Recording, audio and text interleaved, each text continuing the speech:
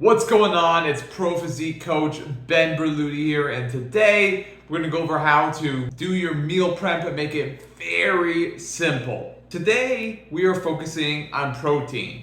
In future episodes, if you all wish, I can focus on carbs and fats. I'm going to show you how I do my meat protein meal prep in a very easy manner. I'm going to do it at the beginning of this video. And then after we do the prep, we're going to talk about some other variables involved. If you want your meat protein meal prep to be simple, pick up lean ground meats. Today, I've got some lean ground chicken. Let's get to it because I don't want raw meat in my office. Simple protein meal prep, let's go. Turn on frying pan. Grab some cooking spray. Do not use butter or oil. You're going to add a bunch of calories to your food that you did not intend to. Add the oil later. If you don't spray the pan, even a non-stick pan, your food will stick to it, and that sucks.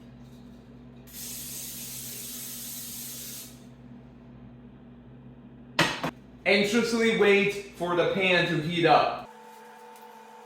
Hurry up, pan, heat up. I'm running out of time and patience. When the pan is warm, dump in the meat.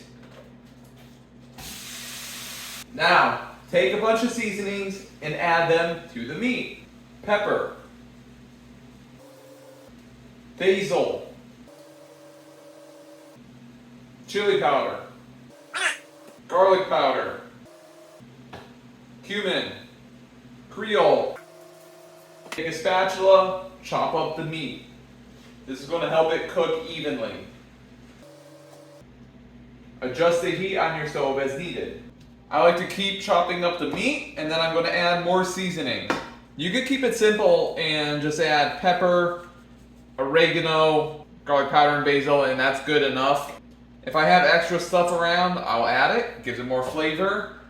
What you can do, guys, if you account for the calories, is add, for example, a packet of taco seasoning. You can add a packet of Sloppy Joe seasoning. You could get creative with this. You could put in sauteed veggies, or you could put in peppers and onions and that sort of thing. Today, we want this stupid easy. To make it cook faster, add a cover. This traps the heat in there, and it'll cook a lot faster. While you're waiting for it to cook, get a container ready to put your cooked food in. This is getting pretty close. I'm just going to chop this up a little bit, help it cook a little faster, maybe stir it up, scoop it up a little bit. When the meat is no longer raw, it's cooked. Did I just say those words? Now I want you to think of something. Imagine you added a packet of ranch seasoning to this. It would be like a buffalo chicken mix ready to go. The options are endless when it comes to buffalo chicken recipes. The juices are flowing out here. It's about cooked. I'm going to add some more seasonings.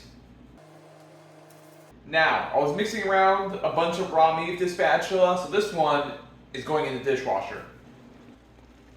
Look at that, boys and girls. It's pretty much done.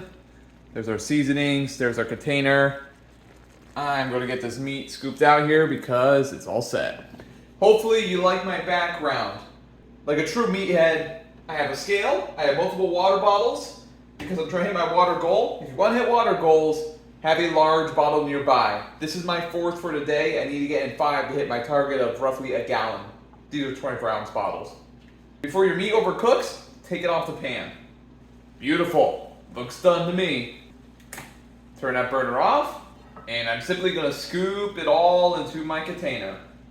I could pretty much just pour this into the container, but knowing me, I'm going to spill it all over the floor and then in between the stove and the counter, and it'll be there for the next 3 years. So I'm just going to kind of scoop it out of here.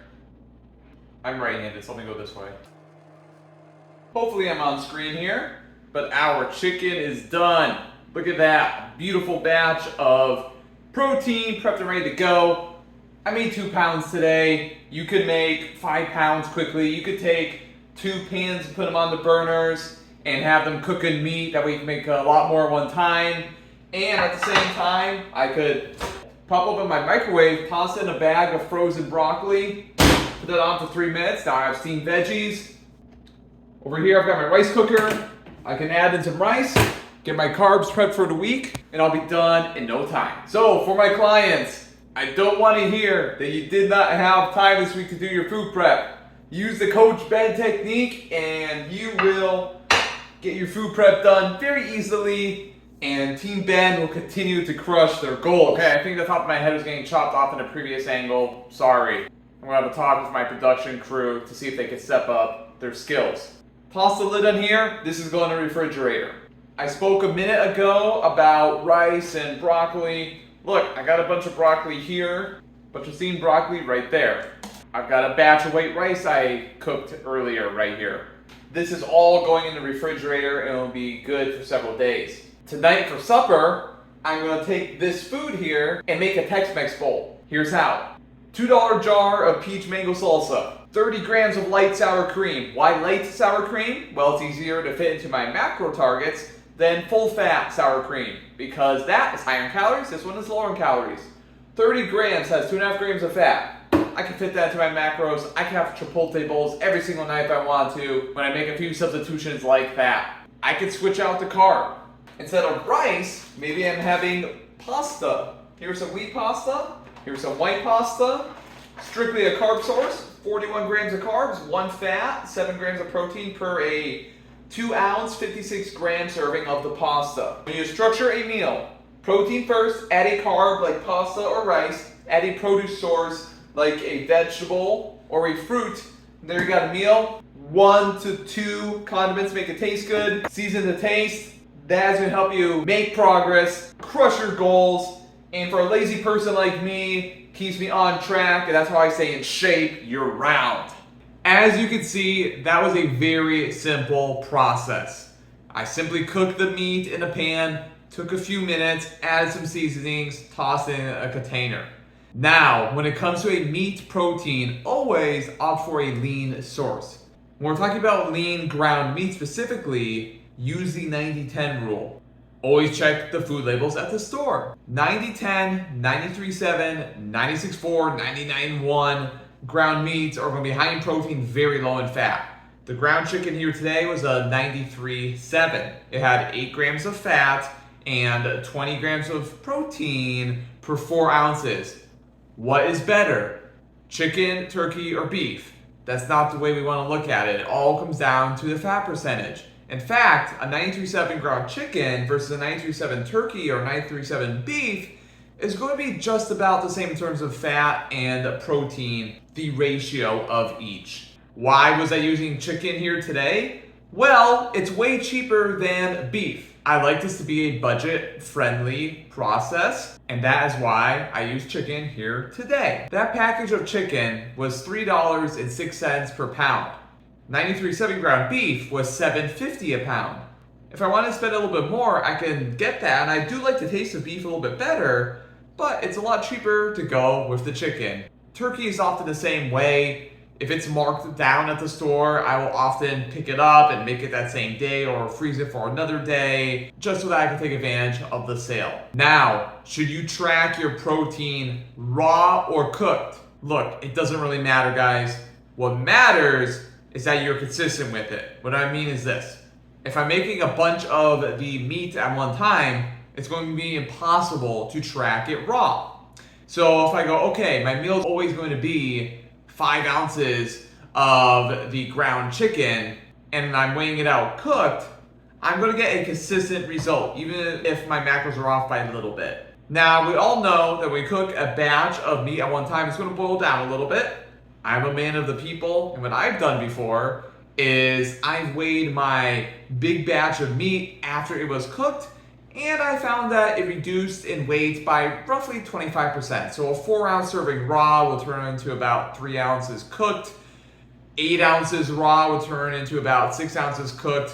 That's a good rule of thumb you can use as well. Also, if you're cooking the meal to order, which means you're taking 4 ounces of the raw meat for a burger, for example, and you're cooking it, you could track it as raw because you weighed out 4 ounces raw and you made your meal.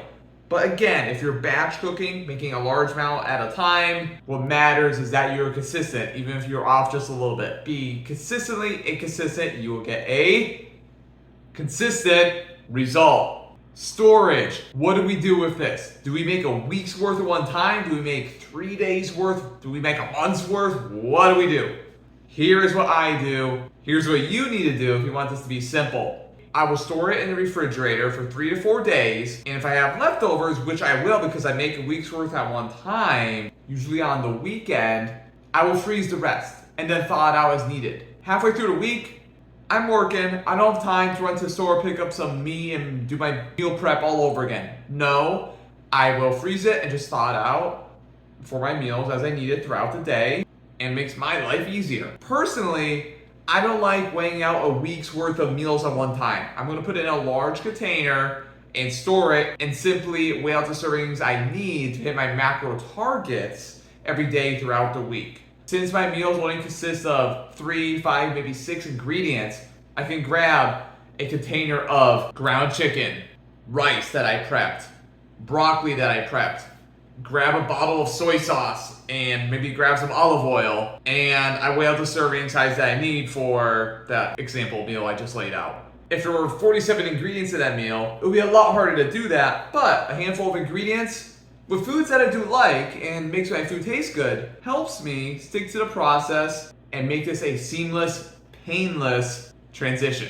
What about other meat sources? Do you have to use ground meat? Is there something special about it? No.